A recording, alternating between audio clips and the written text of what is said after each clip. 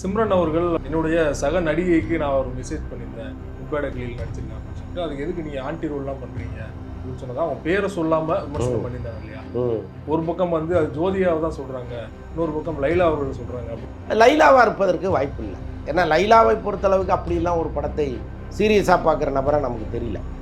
அவங்க வந்து இப்போ ரீஎன்ட்ரி கொடுத்தப்போ கூட ஒன்றும் பெருசாக அவங்க வந்து இப்படி இருக்கணும் அப்படி இருக்கணும்லாம் அவங்க ஆசைப்படலாம். ஏதோ ஒரு படம் அப்படின்ட்டு போயிட்டாங்க. பட் ஜோதிகா தான் வந்து தன்னோடு சக காலத்தில் பயணித்த ஒரு நடிகை எதுக்கு வந்து ஒரு ஆன்டி ரோல் பண்ணணும்னு அவங்க நினச்சிருக்கலாம். அதை வந்து அக்கறையாக கூட சொல்லியிருக்கலாம். அதை ஏன் பொறாமையாக பார்க்கணும் அல்லது விமர்சிக்கிற மாதிரி ஏன் பார்க்கணும்?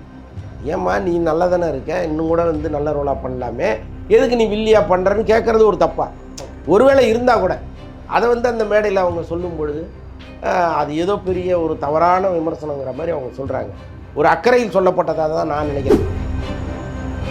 தனியாக இண்டஸ்ட்ரியில் வந்து 30 வருடங்களுக்கு மேலாக வந்து நான் சர்வே பண்ணியிருக்கேன். ஸோ வந்து என்ன விமர்சனம் பண்ணுற நடிகை வந்து அதெல்லாம் யோசிச்சு என்ன விமர்சனம் பண்ணாங்க. இன்றைக்கி அவங்க ரீஎன்ட்ரி கொடுத்தது வேணா சூர்யாவின் மனைவியாக கொடுத்துருக்கலாமே தவிர, அதுக்கு முன்னாடி ஒரு ஜேர்னி இருந்தது இல்லை, அது யார் அவங்களுக்கு சப்போர்ட் பண்ண? அப்படிலாம் கிடையாது. இங்கே சினிமாங்கிறது வெறும் பெரிய போராட்டம். அது யாராக இருந்தாலும் பெரிய குடும்பத்தில் வந்தவங்களே இங்கே பெரிய பெரிய பிரச்சனைகளை சந்திக்கிறாங்க. பெரிய பணக்கார குடும்பமாக இருக்கும், சினிமாவிலேயே ஊர்ன குடும்பமாக இருக்கும். ஆனாலும் இங்கே வந்து பல சங்கடங்களை அனுபவித்து தான் நடிச்சிட்டு இருக்காங்க. அப்படி இருக்கும்போது சிம்ரன் என்னெல்லாம் கஷ்டப்பட்டாங்களோ அவ்வளோ கஷ்டமும் ஜோதிகாவும் பட்டிருக்காங்க ஆரம்பத்தில். ஸோ அதனால்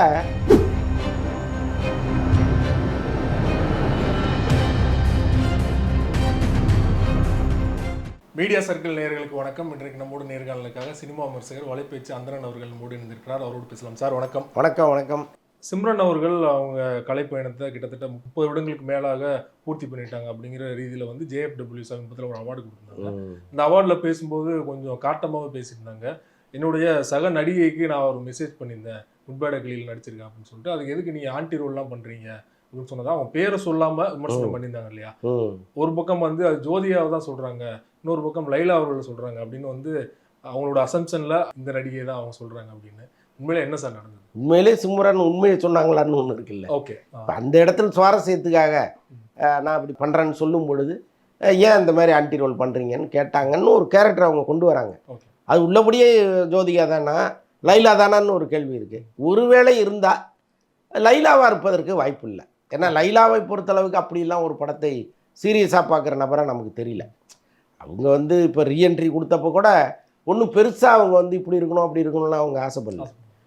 ஏதோ ஒரு படம் அப்படின்ட்டு போயிட்டாங்க. பட் ஜோதிகா தான் வந்து நாம் பண்ணுற படம் எப்படி இருக்கணும்னு இந்த நிமிஷம் வரைக்கும் பல கணக்குகள் போடுறாங்க அவங்க.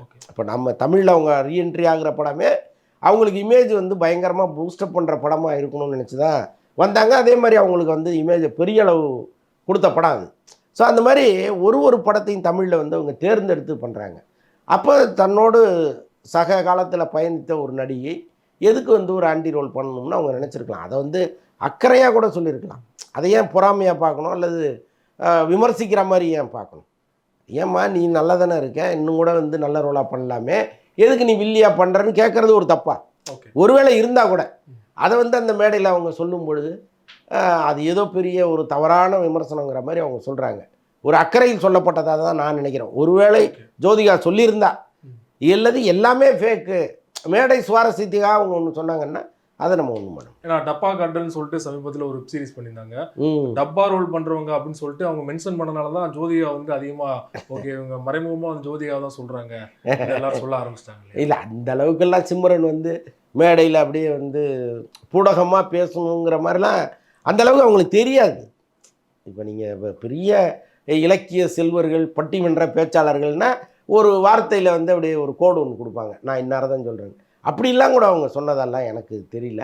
நம்மளா அப்படி நினச்சிக்கிறோம். ஜோதிகா வந்து பட் ஜோதிகா இருக்கட்டும் அல்லது லைலா இருக்கட்டும் அல்லது யாராக கூட இருக்கட்டும், அவங்க சொன்னது வந்து பாசிட்டிவான விஷயம்தான். அதை தவறாக பார்க்கறதுக்கு ஒன்றுமே இல்லை. ஏன்னா ஆரம்ப காலகட்டத்தில் சிம்ரனா ஜோதிகா அப்படிங்கிற ஒரு போட்டி இருந்தது இல்லையா? ஸோ அதையுமே அவங்க மனசில் வச்சு தான் சொல்கிறாங்க. ஏன்னா மாயவன் ஒரு படத்தில் பார்த்தீங்கன்னா ஜோதியை நடிக்கும்போது டிவியில் ஒரு சீன் ஓடும், சிம்ரன் ஆடுற பாட்டு. அதுலேயே பார்த்தீங்கன்னா அவங்க வந்து சிம்ரனை பிடிக்காத மாதிரி அப்படிங்கிற மாதிரி ஒரு காமெடியாக ஒரு சீன் வச்சுருப்பாங்க. இதெல்லாம் வந்து ஜோதியோட நாலேஜ் இல்லாமல் வச்சுருப்பாங்க. அதெல்லாம் எடுத்து போட்டு தான் ஜோதியா அப்போலேருந்து வன்மத்தில் இருந்திருக்காரு சிம்ரன் மீது. அப்பெல்லாம் எடுத்து போட்டு டீகோட் பண்ணிட்டு இருக்காங்க. ஆனால் இன்னைக்கு அவங்க ரெண்டு பேரை பற்றி பேச வேண்டிய அவசியமே இல்லை. ஏன்னா ஆல்மோஸ்ட் அவங்களுடைய கரியர்லாம் முடிஞ்சு போச்சு. சும்மா என்னமோ வந்து படத்தில் இவ்வளோ நாள் கழித்து வந்திருக்காங்களே தவிர ஒரு இண்டிவிஜுவலாக ஒரு படம் அவங்கள பண்ண சொல்லுங்களேன். நிற்குமான்னா பாருங்கள், அப்படிலாம் ஒன்றும் வாய்ப்பே கிடையாது. ஸோ அதனால் நம்ம ஒரு ஹீரோக்களை பேசுகிற அளவுக்கு அவங்கள பேச வேண்டியது பெருசாக இல்லைன்னு பார்க்குறேன். யாரோட உதவி இல்லாமல் தனியாக இண்டஸ்ட்ரியில் வந்து 30 வருடங்களுக்கு மேலாக வந்து நான் சர்வே பண்ணியிருக்கேன். ஸோ வந்து என்ன விமர்சனம் பண்ணுற நடிகை வந்து அதெல்லாம் யோசிச்சு என்ன விமர்சனம் பண்ண அப்படிங்கிற மாதிரியான ஒரு வார்த்தையும் சேர்த்து சொல்லியிருக்காங்க இல்லையா? ஸோ இதுவுமே ஜோதிகாவை தான் வந்து அவங்க டேரெக்டாக அட்டாக் பண்ணுறாங்க அப்படின்னு. ஏன்னா அவங்க ரீஎன்ட்ரி கொடுத்து 30 வயதிலே தொடர்ச்சியாக படங்கள் பார்த்தீங்கன்னா 2Dயில் தான் வந்து வரிசையாக பண்ணியிருக்காங்க. ஸோ அதெல்லாம் அவங்க மைண்டில் வச்சு தான் சொல்கிறாங்களா? அவங்க ஜோதிகா ஆரம்ப காலத்தில் யார் அவங்களுக்கு பேக்கிங்காக இருந்தாங்களோ அவங்களும் இவங்கள மாதிரி தானே இங்கே வந்து தனியாக போராடி வந்தவங்க தானே. அப்போ இவங்க வளர்ந்த காலத்தில் எப்படி வளர்ந்தாங்களோ அந்த மாதிரி தான் ஜோதிகாவும் வளர்ந்தாங்க. இன்றைக்கி அவங்க ரீஎன்ட்ரி கொடுத்தது வேணால் சூர்யாவின் மனைவியாக கொடுத்துருக்கலாமே தவிர அதுக்கு முன்னாடி ஒரு ஜேர்னி இருந்தது இல்லை.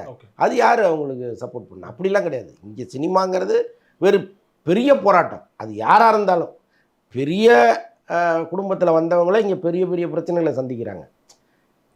பெரிய பணக்கார குடும்பமாக இருக்கும், சினிமாவிலேயே ஊர்ன குடும்பமாக இருக்கும். ஆனாலும் இங்கே வந்து பல சங்கடங்களை அனுபவித்து தான் நடிச்சிட்டு இருக்காங்க. அப்படி இருக்கும்போது சிம்ரன் என்னெல்லாம் கஷ்டப்பட்டாங்களோ அவ்வளோ கஷ்டமும் ஜோதிகாவும் பட்டிருக்காங்க ஆரம்பத்தில். ஸோ அதனால் ரொம்ப ஓப்பனாக சொல்லணும்னா இவ்வளவு டென்ஷனே அவங்க பட்டிருக்கக்கூடாது. அடடா நம்ம மேலே அக்கறையில் ஒருத்தர் ஒரு விஷயம் சொல்லியிருக்காங்க, அப்படி தான் அதை எடுத்துகிட்டு போயிருக்கணுமே தவிர இவ்வளவு நெகட்டிவாக அதை ஏன் எடுத்துகிட்டு போனாங்கன்னு தெரியல. குறிப்பாக தொட்டு தொட்டு பேசும் சுல்தான் அந்த பாட்டை கூட குட் பேடுகளில் யூஸ் பண்ணியிருப்பாங்க. 30 வருடங்கள் அவங்க வந்து கிட்டத்தட்ட 10-15 வருடங்கள் அடிக்காமல் விட்டாலும் அவங்க இடத்த ரிப்ளேஸ் பண்ண முடியல எந்த நடிகையாலும் அப்படின்னு தொடர்ச்சியாக வந்து ரசிகர்கள்லாம் பேசிட்டு இருக்காங்களே, உங்களோட பார்வை? எனக்கு அப்படிலாம் ஒன்றுமே தோணவே இல்லைங்க. அப்படி ஒன்றும் சிம்ரன் வந்து ஒரு பெரிய அப்படியே பெரிய நடிகையர் திலகம்லாம் கிடையாது. அவங்க சமந்தா லெவலுக்கு கூட சிம்ரன்லாம் நடித்ததில்லை. வாலிங்கிற ஒரு படம் பண்ணியிருக்காங்க, அதில் கொஞ்சம் பார்க்குறதுக்கு அடடா நல்லா நடிச்சிருக்காங்களே அப்படின்னு தோணும். ஆனால் குறிப்பிட்டு சொல்லும்படியாக சிம்ரனுக்கெல்லாம் அப்படிலாம் படமே கிடையாது.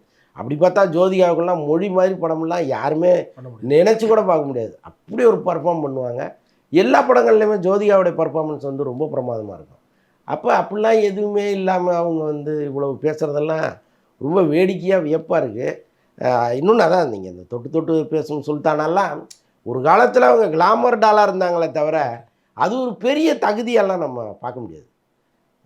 பெரிய நடிகை. அப்போ சமந்தா வந்து நடிகர் திலகம் நடித்தாங்க, அதெல்லாம் வந்து எப்படி அப்படியே அந்த கேரக்டராகவே கரைஞ்சிட்டாங்க அவங்க. அந்த மாதிரிலாம் சிம்ரன் ஒரு படம் கூட பண்ணலையே. அப்போ ஒரு பாட்டு அவ்வளோதான், அது இந்த படத்தில் பயன்படுத்திருக்காங்க. அதே போல் ரெட்ரோ படம் May 1 ரிலீஸ் ஆகும். சமீபத்தில் ஆடியோ லான்ச், ட்ரெய்லர் லான்ச்லாம் நடைபெற்றது. படத்துக்கு எதிர்பார்த்த அளவுக்கு ப்ரொமோஷன் இல்லை, எதிர்பார்ப்பு இல்லை அப்படிங்கிற மாதிரியான டாக் வந்து ஆடியோ லான்ச்சுக்கு அப்புறமா அவர் வந்திருக்கு இல்லையா? அவங்களோட பார்வை என்ன சார்? ஆமாம், அது இன்னும் கூட ரொம்ப பரபரப்பாக எப்போவுமே ஒரு ஆடியோ லான்ச் வந்ததுன்னா அதுலேருந்து அந்த படம் பிடிச்சிக்கிட்டு ரிலீஸ் வரைக்கும் ஆரம்பிச்சதா அப்படியே. ஆமாம், அது எப்போவுமே அது ஒன்று உண்டு. இந்த படத்துக்கு என்னவோ அப்படியே சும்மா மதன்னு இருக்குது. ஒரு வகையில் அது நல்லது தான். நீங்கள் ஓவர் ஹைப் ஆகி தியேட்டருக்கு வந்து ஏமாற்றத்தோட திரும்பி போகிறது. நீங்கள் ஒன்றுமே இல்லாமல் தியேட்டருக்கு வந்து அடடா நல்லா தானே இருக்குது அப்படின்னு ஒரு கமெண்ட் வெளியில் வந்துருச்சுன்னு வச்சிங்களேன், அதுக்கப்புறம் பிச்சுக்கும். ஸோ அதனால் ஒரு வகையில் இது நல்லது தான், அப்படியே அமைதியாக இருக்கிறது நல்லது தான். பட் சூர்யாவை பொறுத்தளவுக்கு வரிசையாக தோல்விகளை கொடுத்துட்டார் அவர். மக்களுக்கே அவர் மேலே வந்து என்னடா இது, இந்த படம் நல்லா இருக்குமா நல்லா இருக்காதாங்கிற ஒரு எண்ணம் இருக்குது. ஸோ அதனால் கூட இப்படி இருக்கலாம். ட்ரெய்லர் பார்த்தப்போ உங்களுக்கு ஓரளவு நம்பிக்கை இருந்ததா படம் வந்து எப்படி இருக்கும்? இல்லைங்க, நான் எனக்கு பெரிய ஆக்சுவலாக அந்த ட்ரெய்லரை வந்து அல்ஃபோன்ஸ் புத்திரன் கட் பண்ணியிருக்காருலாம் சொன்னாங்க. நான் ரொம்ப எதிர்பார்த்தேன், ஏன்னா அல்ஃபோன்ஸ் புத்திரனுடைய படங்கள்லாம் சூப்பராக இருக்கும். இப்போ இந்த ட்ரெய்லர் வந்து அல்டிமேட்டாக இருக்க போகுதுன்னு பார்த்தா ரொம்ப ரொம்ப சாதாரண ட்ரெய்லர். இது வந்து அதுக்கு எதுக்கு அல்ஃபோன்ஸ் புத்திரனுங்கிற அளவுக்கு போச்சு. ரொம்ப சுவாரஸ்யமற்ற ஒரு ட்ரெய்லர். அது பர்சனலாக அவருக்கு யூஸ் ஆயிருக்கு, ஏன்னா ரொம்ப நாளாக ஒரு பாதிப்பில் இருந்த நோய் பாதிப்பு. ஆமாம், அவருக்கு ஒரு ரீஎன்ட்ரி மாதிரி ஆயிடுச்சு. அது மாதிரி இருக்கலாமே தவிர பட் படத்துக்கு எந்த வகையிலையும் அது ஹெல்ப் பண்ணல. கார்த்திக் சுப்ராஜ் கட் பண்ணியிருந்தா கூட பிரமாதமாக இருந்திருக்கும். அது கமலஹாசன் அவரை பற்றி சொன்னீங்க. தக்லைஃப் படத்தோட ஃபர்ஸ்ட் சிங்கிளுமே சமீபத்தில் வெளியானது. ஒரு கல்யாண பாடல் மாதிரி தான். மணிரத்னம் அவரோட பெரும்பாலான படங்களில் வந்து இந்த மாதிரி கல்யாண சுச்சுவேஷனில் ஒரு பாட்டு வர மாதிரி நிறைய படங்களை பார்த்தோம். ஆமாம், இதுவுமே சிம்பு கமல் 2 பேரும் சேர்ந்து ஆற மாதிரி சீக்வன்ஸ்லாம் இருக்குது. படத்துக்கான எதிர்பார்ப்பு எப்படி சார் இருக்குது? ஜூன் 5 சூப்பராக இருக்குங்க படம். வந்து அதான் சொல்கிறேனே, மணிரத்னத்துக்கு வயசே ஆகாது.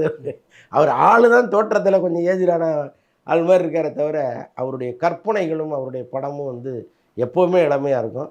ஸோ அது இந்த படத்தில் தெரியுது. நீங்கள் அந்த டான்ஸே அவ்வளோ பிரமாதமாக இருக்கேன். சிம்பு அந்த பொண்ணு ஆடுற டான்ஸ், அந்த கொரியோகிராஃப், அந்த கலரிங் எல்லாமே சூப்பராக இருந்தது. அந்த படம் வந்து ஒரு வழக்கம் போல் ஒரு மணிரத்னம் படத்துலேயே ஒரு வித்தியாசமான படமாக இருக்குங்கிற அளவுக்கு தோணுது. அந்த பாட்டை கமல் தான் எழுதியிருக்காரு இல்லையா? கமல் தான் ஆமாம் ஆமாம் ஆமாம். படம் ஆரம்பிச்சதுலேருந்தே வந்து சிம்பு அவர்களுக்கும் கமல் அவர்களுக்கும் ஒரு ஈக்குவலான ஒரு ஸ்பேஸ் இருக்குது படத்தில்.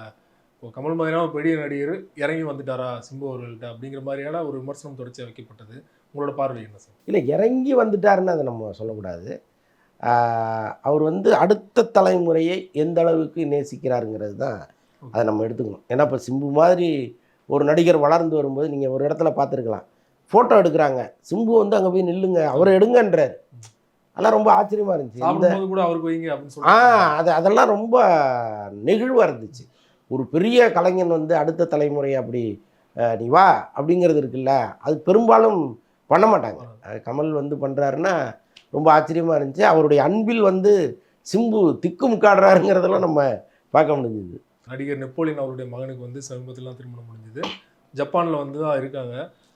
தொடர்ச்சியாக யூடியூப்பில் பார்த்தீங்கன்னா அந்த திருமண டைமில் வந்து நிறைய பேர் வீடியோ போட்டிருந்தாங்க. அதுக்கு வந்து அவர் வருத்தம் தெரிவித்து வீடியோலாம் போட்டிருந்தாரு. இப்போ ஒரு கட்டத்துக்கு மேலே தனுஷ் அவர்கள், நெப்போலியன் மகன் தனுஷ் அவர்கள் இறந்துட்டார், அவர் உடலை இங்கே கொண்டு வராங்க அப்படிங்கிற மாதிரிலாம் தம்ப்நெயில் வச்சு வீடியோ போடுறாங்க. அது மில்லியன் கணக்கில் வியூஸ் போது அவ்வளோ பேர் பார்க்குறாங்க. இன்றைக்கு வந்து வழக்கு தொடர்ந்துருக்காங்க. நெப்போலியன் அவருடைய தம்பி சார்பாக வந்து இந்த மாதிரி தொடர்ச்சியாக அவதூறு பரப்பிட்டு இருக்காங்கன்னு வழக்கு தெரிவிச்சிருக்காங்க. என்ன ரீசன்னால சார் தொடர்ச்சியாக வந்து குறிவிக்கும்? இல்லைங்க, அந்த மாதிரி உள்ள பசங்களை வந்து யாருன்னு எனக்கு தெரியல, உள்ளபடியே கொண்டு வந்து சமூகத்தின் முன்னால் நிறுத்தணும். எவ்வளவு அசிங்கமான ஒரு விஷயத்தை நம்ம பண்ணுறோன்னு தெரியாமலே பண்ணுறானுங்களா அல்லது தெரிஞ்சு பண்ணுறாங்களான்னு தெரியல. இப்போ நான் அந்த அந்த பையனை போட்டு அப்படி ஒரு தம்ப்நெயில் போட்டேன், நானும் பார்த்தேன். பார்த்தோன்னே அவ்வளோ வைத்தறிச்சலாக இருந்துச்சு. அவங்க வீட்டில் ஒருத்தரை வச்சு அப்படி ஒரு தம்ப்நெயில் போட முடியுமா அவனால்? அப்போ எல்லாருக்கும் அந்த ஒரு பதட்டம் இருக்கும்ல, ஒரு வருத்தம் இருக்கும்ல, அது கூட உணராமல் எவ்வளோ பெரிய விஷயத்தை எவ்வளோ சாதாரணமாக அவனுங்க வந்து சொல்கிறானுங்க. அது வந்து அவர் தன் பையன் முடியல, அவனுக்குன்னு அவன் வாடுற வரைக்கும் ஒரு நல்ல வாழ்க்கையை நம்ம ஏற்படுத்தி கொடுக்கணும்னு எவ்வளோ முயற்சி எடுக்கிறார் அவர். அந்த பையன் முகத்தில் ஒரு சிரிப்பு வந்துடாதான்ட்டு எத்தனை கோடிகளை இறக்கிறார் அவர். ஒரு அந்த பொண்ணு வந்து கல்யாணம் பண்ணி வந்தப்பயே அவ்வளோ விமர்சனங்கள். எனக்கு தெரிந்து பெண்கள் வந்து எல்லாருமே அந்த தாய்மை உணர்வோடு இருக்காங்க. அவங்க வந்து இப்படி ஒரு பையனை நாம் வந்து அந்த பையனை பார்த்துக்கணும்னு நினைக்கிற எண்ணமுள்ள ஒரு பெண்ணால் தான் அந்த இடத்துக்கு வர முடியும். எல்லாராலையும் வந்துட முடியாது. அப்போ அந்த பொண்ணோட தியாகத்தெல்லாம் கூட அவ்வளோ கேவலமாக இவனுங்க சித்தரித்து இப்படிலாம் பேசுகிறானுங்கன்னே நமக்கு புரியல. இந்த விஷயத்தில் இன்றைக்கி வந்து நெப்போலியன் நினச்சாருன்னா எந்த லெவலுக்கு வேணாலும் இறங்கி கண்டுபிடிக்கலாம். அவ்வளவு உள்ள வச்சுனா போட மாட்டாங்க. அதை தான் சொல்கிறேன். நீங்கள் உள்ளே வைக்கிறது ஒரு பக்கம் இருக்கட்டுங்க, அவனுங்களை கொண்டு வந்து சமூகத்தின் முன்னால் நிறுத்தணும். இவன் தான் அவன்னு காமிக்கணும்.